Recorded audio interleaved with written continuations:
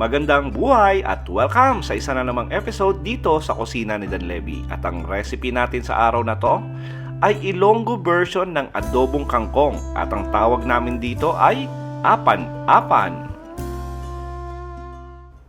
Umpisa na natin yung pagluluto. Yung ating pork belly na hiniwa natin sa maliliit at maninipis na strips, lagay lang natin sa ating kawali. At yung kawali natin ay hindi pa masyado mainit yan at moderate flame lang. Sasangkutsa lang natin yung ating pork strips or yung ating pork belly for about 15 minutes hanggang maging tostado yung appearance nito at yung texture. At para maglabas ito ng mantika.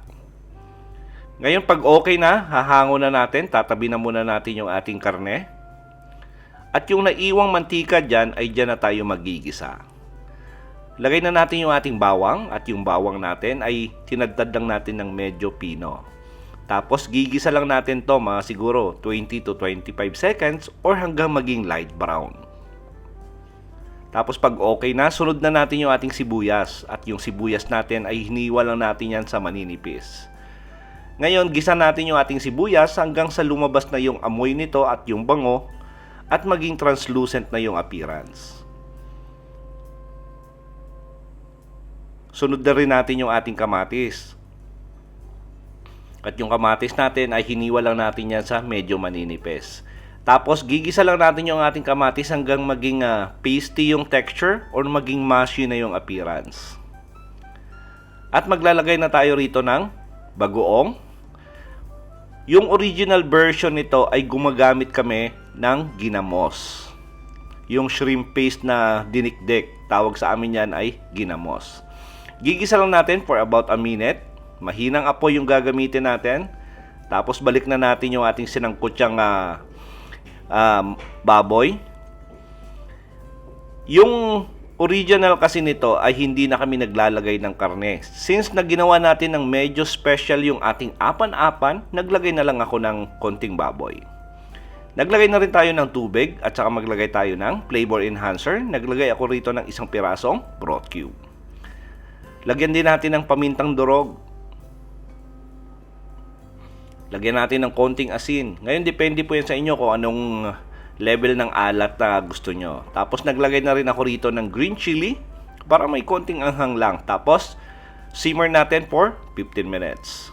Tamang-tama lang yon para lumambot yung ating karne. Kasi sinangkutsa na rin natin yan kanina. Hindi lang natin nakuha ng kanina ng video, naglagay rin ako ng soy sauce. And by the way, para sa kumpletong listahan ng ating ingredients, silunat ko po sa description box. Lagay na natin yung ating kangkong at inuna muna natin yung tangkay kasi medyo matigas yung tangkay kumpara sa dahon. So gagawin natin dito, inuna natin yung tangkay, hahaluin natin saglit, tapos tatakpan natin at least mga 3 minutes. Para mabalance natin yung doneness or pagkaluto ng ating kangkong. Takpan natin for 3 minutes. Then after 3 minutes, hindi pa masyado malambot yung ating kangkong. Ganyan kasi ako pag nagluto ng gulay, hindi talaga masyadong malambot. Pero depende po yan sa inyo kung gusto nyo ng sobrang lambot yung gulay nyo pag nagluluto kayo. Extend nyo na lang yung cooking time. Lagay na natin yung dahon. Tapos takpan natin, yung purpose lang na yan kung bakit natin tinakpan for 2 minutes para mas madali haluin yung dahon ng kangkong. Tapos depende po yan sa inyo kung gusto nyo ng medyo masabaw yung adobong kangkong nyo or yung apan-apan nyo, dagdag na lang kayo ng konting sabaw or tubig. Ngayon, lagay na tayo ng suka.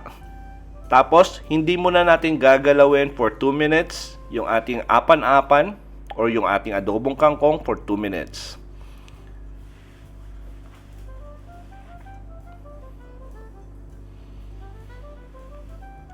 Then, after 2 minutes, haluin nyo lang. Haluin nyo ng maigi. Tapos, transfer nyo sa serving plate. At pwede na sumandok na maraming kanin. At i-enjoy yung ating adobong kangkong or tawag namin dito sa Ilonggo ay apan-apan.